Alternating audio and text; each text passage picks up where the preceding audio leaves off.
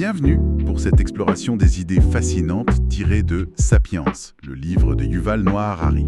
On va parcourir ensemble les grands moments de notre histoire, pour ceux qui sont curieux de savoir comment on en est arrivé là, sans forcément avoir lu le livre. Alors, qu'est-ce qui fait que nous, Homo sapiens, on est si particuliers ? Eh bien, une idée vraiment centrale dans Sapiens, c'est notre capacité assez unique à coopérer en très grand nombre. Et ça repose moins sur notre biologie, en fait, que sur notre imagination débordante. D'accord. Et ça commence quand, cette histoire ? Il y a longtemps ? Oui, il y a environ 70 000 ans, avec ce qu'il appelle la révolution cognitive. C'est là que le langage prend une autre dimension. Ah oui, pas juste pour dire « attention, danger ». Mais exactement, c'est surtout pour le commérage. Savoir qui est fiable, qui couche avec qui déteste qui, c'est crucial pour la cohésion du groupe. Le commérage comme ciment social, en quelque sorte ? Tout à fait. Mais ça fonctionne bien pour des groupes, disons jusqu'à 150 personnes environ. C'est le nombre de Dunbar. Et après ?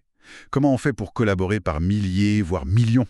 C'est là que notre imagination entre en jeu avec les mythes communs. Ce sont des réalités dites intersubjectives.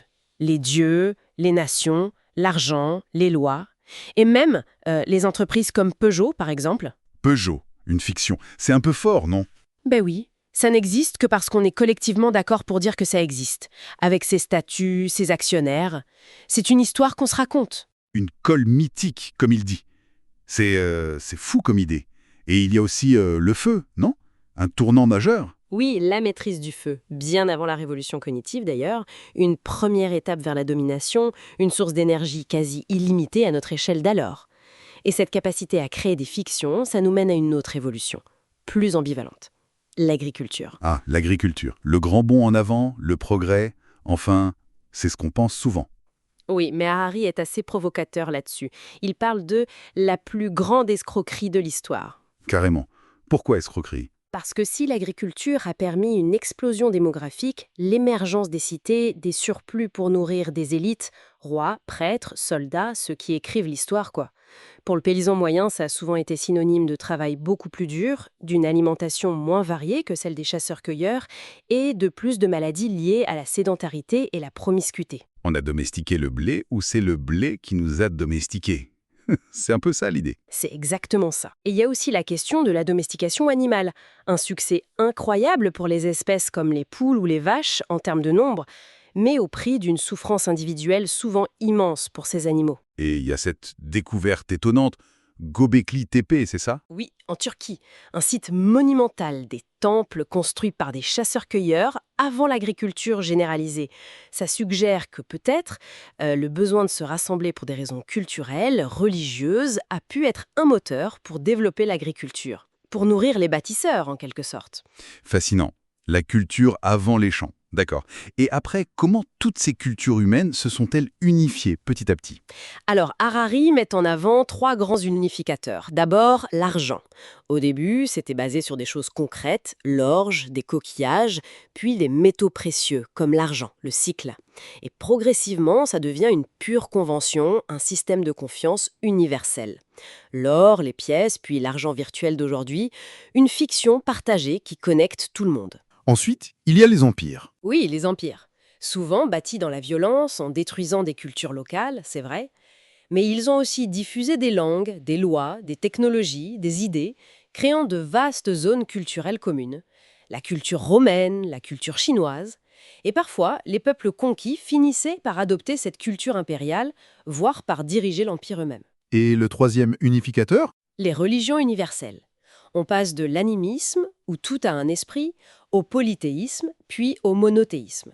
Ces religions ont créé d'immenses communautés de croyants au-delà des frontières. Même si, Harari le souligne, le monothéisme a aussi pu amener une forme d'intolérance nouvelle en prétendant détenir la seule vérité. Argent, empire, religion. 3 forces qui ont tissé notre monde globalisé. Mais le grand coup d'accélérateur, ça a été la révolution scientifique, ces 500 dernières années. Qu'est-ce qui la rend si spéciale ? Son point de départ, qui est assez révolutionnaire en soi, admettre qu'on ne sait pas. L'ignorance comme moteur. Contrairement aux traditions anciennes qui pensaient souvent avoir déjà toutes les réponses importantes, la science moderne dit « on ne sait pas, cherchons ». Via l'observation, l'expérimentation, les maths. Mais pour chercher, il faut des moyens, non? La science, ça coûte cher. Exactement. Et c'est là qu'une alliance, une boucle de rétroaction, se crée entre la science, les empires, surtout européens au début, et le capitalisme. La science fournit des technologies, armes plus puissantes, navigation améliorée. Ah oui. Les empires utilisent ces technologies pour explorer et conquérir de nouveaux territoires, de nouvelles ressources. Pensez aux grandes explorations, mais aussi aux conquêtes coloniales. Et tout ça est souvent financé par le crédit, le capitalisme naissant, avec des innovations comme les sociétés par action, type la Compagnie hollandaise des Indes orientales. Et les richesses ramenées financent encore plus de science. La boucle est bouclée. Voilà. C'est ce moteur science, empire capital, qui a façonné notre monde moderne, avec ses avantages, l'abondance matérielle pour beaucoup. Mais aussi ses conséquences. Le consumérisme, l'affaiblissement des liens familiaux et communautaires traditionnels, remplacés par l'État et le marché. Oui, on vit dans des communautés imaginées, la nation ou même les tribus de consommateurs, comme il dit. Et on se retrouve dans une ère étrange. D'un côté, une paix relative sans précédent à l'échelle historique, moins de guerres entre États. Mais de l'autre, des défis énormes, comme la crise écologique.